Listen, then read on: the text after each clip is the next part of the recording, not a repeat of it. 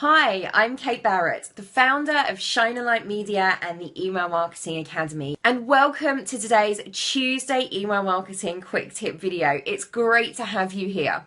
Now, today's video is slightly different from the usual video that I do for you on a Tuesday where I give you loads of amazing email marketing tips. Now, I am going to give you loads of amazing tips today, but I'm going to be led by 3 of my favorite questions that have been submitted over the last few weeks for this very special Q&A edition of the Tuesday Email Marketing Tip video. So stick with me. I've got 3 amazing questions that have been asked and I have picked out that I'm going to answer for you today.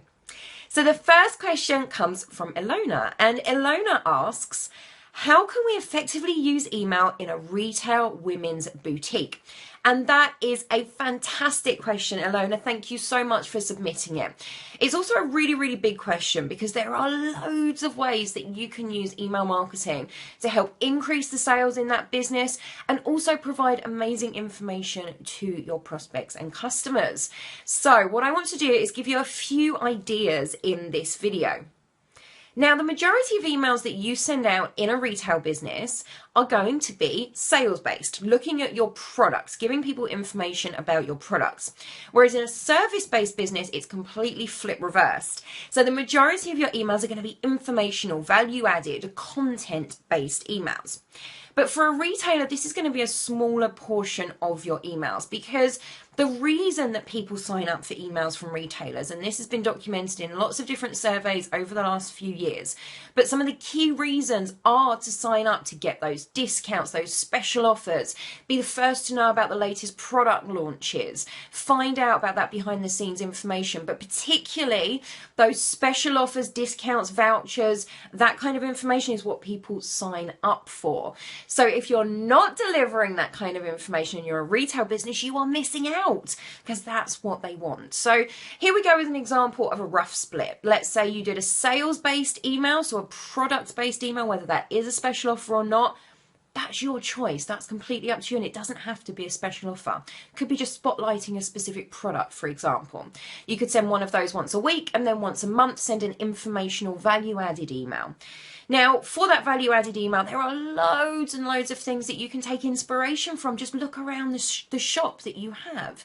Perhaps it could be a meet the staff feature. Perhaps it could be a featured fan or a featured customer with pictures of them wearing items from your boutique in the emails every month. Perhaps you could be looking at behind the scenes of the shop and what happens behind the scenes. Give people a little glimpse when new products are arrived but not quite ready for on sale yet, and tell them when they're going to be ready and on the shelves for them to buy. Give them those sneak peeks. You can let them know about any events you're running or events that you're going to, and that they can meet up with you and buy your products there. There is a whole range of information that you can do that's sort of product based, but not directly selling an individual product. Now, outside of that, you can obviously give information about retail trends, the latest styles, how to pull off this year's summer look, whatever that might be. And don't forget to be highly influenced by those yearly trends, Christmas, summertime, Easter, Valentine's Day, whatever that might be, because you can really use that to develop content. So perhaps it's top 10 tips to select your Christmas outfit this year, or, 10 ways to wear the latest summer style. You can give it as an informational side as well as looking at those products. So have a little think about that, about your information emails. But obviously your product-based sales emails are going to be your key communications, and that's how you're going to bring value into the business and how you're going to increase your revenues. Don't forget, you can also use social media. So if you're on social media, pull in content from that. What are the key items that have been discussed on social media by your customers, by your fans this month? What are the key topics? Is there a trend that they're talking about? Pick up on that, use that as inspiration to come up with your content. And don't forget, you also need to give people an incentive, a reason to join. And again, for retailers, discounts, special offers, free shipping, all the top ways to incentivize people to join your email list. So that's your lead magnet, as it was, your opt-in offer. And don't forget to detail on the sign-up form the benefits of subscribing outside of that opt-in offer if you have one. What benefits are they going to get by giving you their email address and receiving those emails from you every week, for example? Are they going to get information about exclusive products that they're only going to find out about in email? Are they going to get exclusive discounts, special offers, information they're not going to find out about anywhere else? Remember to detail those benefits of subscribing. So Ilona, you can really use email to build that relationship, encourage people to come in store and visit you, buy online, look at your purchases, look at the new products that you have in, and really educate them and help them. So hopefully that's given you a few ideas to get you going with email marketing for your retail business.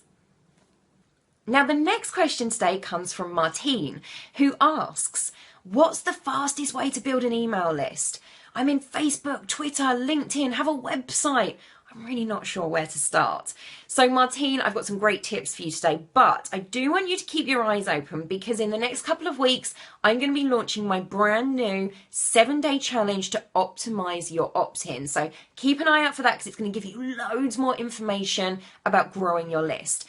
Plus all of my free content, my Tuesday quick tip videos and everything throughout July are all about growing your email list. So in today's video, to answer your question, I just want to give you 3 key steps to grow your list quickly, the 3 key elements that you need to be focusing on. So the first key element that you need to be focusing on to grow your list quickly is to create an irresistible reason to subscribe. So for the last question, I mentioned those product-based incentives, opt-in offers, lead magnets. If you're a service-based business, Martine, think about how you can really help your audience. What can you give them that they really want? Ask them, find out. What could you provide that would be killer for them right now? Is that a video, a free video series, an ebook, a checklist, a cheat sheet? Whatever format that is, what information can you provide that's really going to help them, educate them, get them from A to B, make them think that you are an absolute hero? So have a think about that first and foremost. Have that incentive, and don't forget, what are the benefits of receiving the emails going forward as well? Now, the second key element is to make sure that your opt-in, your sign-up form is all over your website. And again, keep your eyes peeled for my free 7 days to optimize your opt-ins challenge coming in July, because it's really going to help you create that amazing opt-in sign-up form to put on your website. But when you have it, you want to put it everywhere because chances are you're already driving traffic to your website.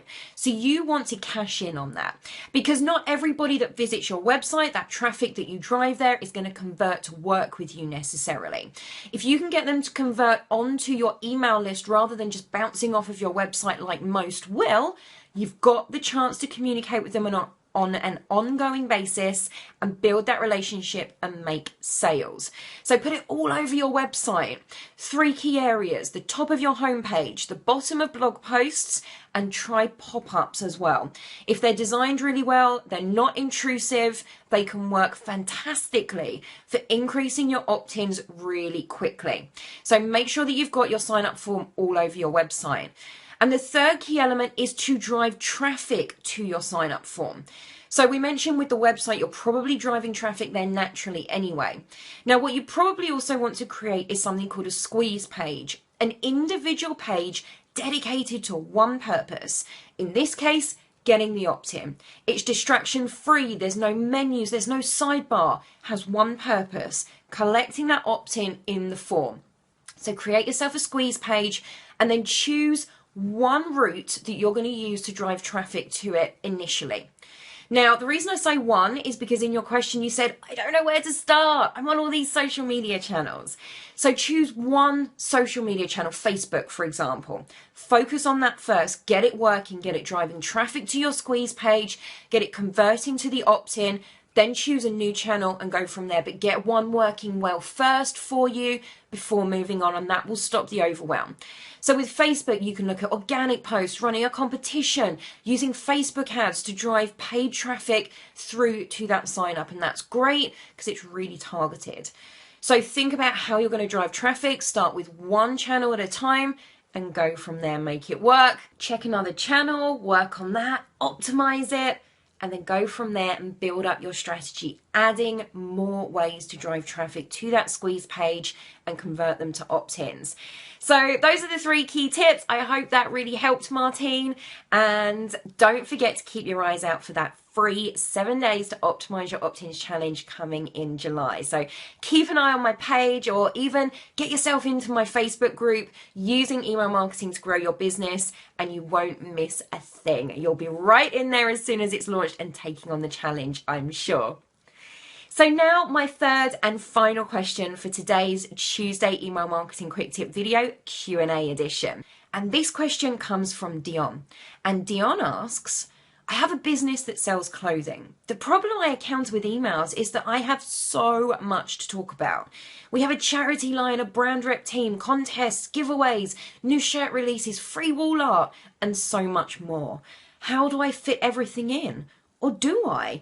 I've been told to only focus on things that bring in sales, but part of bringing in sales is adding value for customers. I don't want to just show the clothes, as that seems too salesy. So thank you so much for that great question, Yvonne. And I want to refer you back to my first question from Alona and the answer that I gave there, because that will really help with this question. The key really is that people have signed up to product-based emails to get those discounts, to find out about products. That's what you are as a business. So you can't be too salesy by sending out that type of information. But if you mix it in with that informational, helpful information, you're going to be onto an absolute winner. Now, Dion, I want to expand this for you and give you another way that you can send out all of that amazing content that you want to tell people about, but not overwhelm people. So there's actually 2 ways that I want to tell you about. The first is plan. Plan in advance, know what you want to send and when. That way you have a really clear picture of what your subscribers are going to be receiving. You can make sure you don't bombard them with too many emails, and that you have a good mix of sales and informational content in there as well. And that you're picking up perhaps on those yearly events and using that to feed into even your product-based content and make it helpful at the same time as actually selling them the products and getting them to click through and buy them. So that's the first tip, is plan. The second tip is have a look at segmentation. So segmentation is finding similarities between different sections of your email list, similarities between different people in your email list, and then using that to segment them out into those little pots so that you can speak to each segment individually. So for example, if you sell men's clothing, women's clothing, and children's clothing, if you've got the data in your database that tells you either which of those segments they're interested in, so let's say you may ask them in your sign up form, what are they interested in receiving information about? Men's clothing, women's clothing, kids' clothing. Or it could be that you use the information you have about their behavior that's in your database to then segment based on that. So for example, if you have extra cookie tracking on your website, you can link that in with your email programmer and use that to create a segment of people who've visited certain pages on your website, for example. There's lots of things you can do with that tracking. But if you've got the information in your database, you can use it to segment. So for example, we could pull out all the people who expressed an interest in women's clothing or visited those pages on your website, or any other information you have in your database that suggests they're interested in women's clothing. Anything specific to that, you can then just send it to that segment and not send it to the people interested in men's or children's clothing. So you're really narrowing down and making sure that the content you're sending is highly relevant to the people you're sending it to. You're not doing the old school batch and blast, same message to everyone. You're getting personal with your audience. So let's look at another example for you, Dion. If you've got your charity line of clothing, let's say that people have expressed a specific interest in that. Let's say they've opened or clicked on an email that's been talking about your charity line previously. Perhaps you've got additional cookie tracking on your website and you know if they've visited those pages. When you have a new launch that you want to do for that product, you could segment and send it to those people initially. Then perhaps you could include that same information in more of a roundup email that's sent to the rest of the audience that has other things in there as well. But you know you're specifically targeting those people with the charity line. Or with your brand reps, perhaps you want to send them completely different information than you would send to your normal customers. You could segment out just the subscribers that are the brand reps and only email that information to them.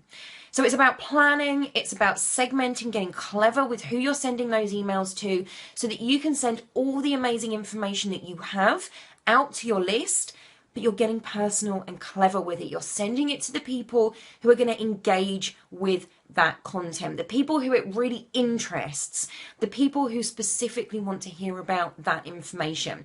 So planning and segmentation are my two extra keys for you, Dion, to really move that email forward and make sure that you can deliver all that content. Now, a little bonus thought for you. Automated campaigns are going to be a great way to get that relationship building, informational aspect into your program as well. So if you hop over to shinerlightmedia.com/blog, you'll find some more information there all about automated campaigns and triggered emails. There's even some videos and a couple of little blog posts there as well that you can find. So I highly recommend you check that out so that you can find out a little bit more information about that. So that's my 3 top questions that I have answered for you in today's Tuesday email marketing quick tip video. I really hope it's been helpful for all of those that ask questions and everybody out there watching today. So thank you very much for being with me. Next month in July, my topic is all around growing your email list. So my quick tip videos, blog posts, webinars, everything that I bring you next month is going to be focused on growing your email list. So don't forget to check that out.